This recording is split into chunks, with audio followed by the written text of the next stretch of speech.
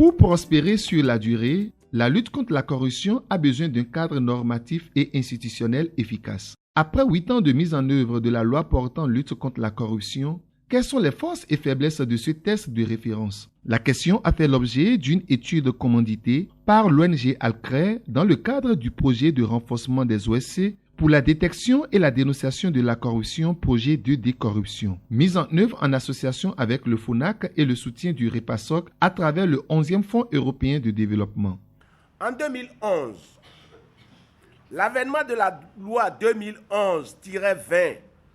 portant lutte contre la corruption et autres infractions connexes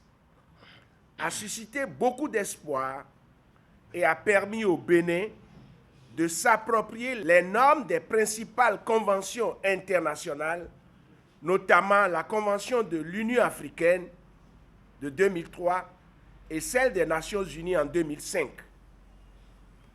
Après quelques années de mise en œuvre, cet instrument juridique a montré certaines limites que plusieurs études ont appelé à corriger. C'est le cas d'une étude commanditée par l'Autorité nationale de lutte contre la corruption en 2014 sur le dispositif de déclaration de patrimoine dont plusieurs insuffisances ont été notées. Il y a également l'évaluation du système national d'intégrité du Bénin, faite par Transparency International en 2016, avec le concours de l'ONG Alcrè et de Social Watch Bénin, et qui a suggéré plusieurs réformes concernant notamment l'Autorité nationale de lutte contre la corruption, l'ANLC, l'obligation de poursuite des faits de corruption, etc.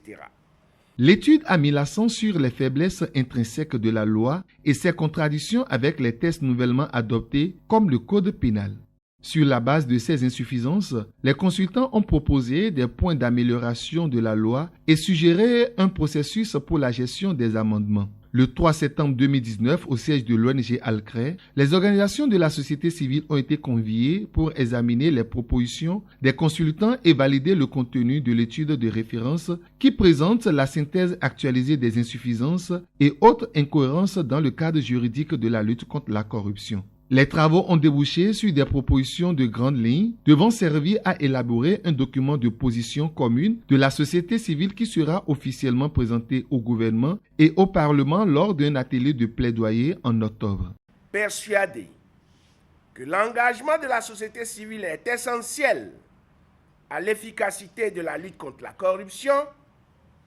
je tiens encore à vous remercier de votre participation et du courage inlassable dont vous faites montre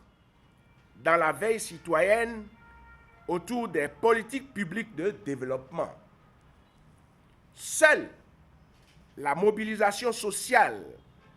contre la corruption et l'impunité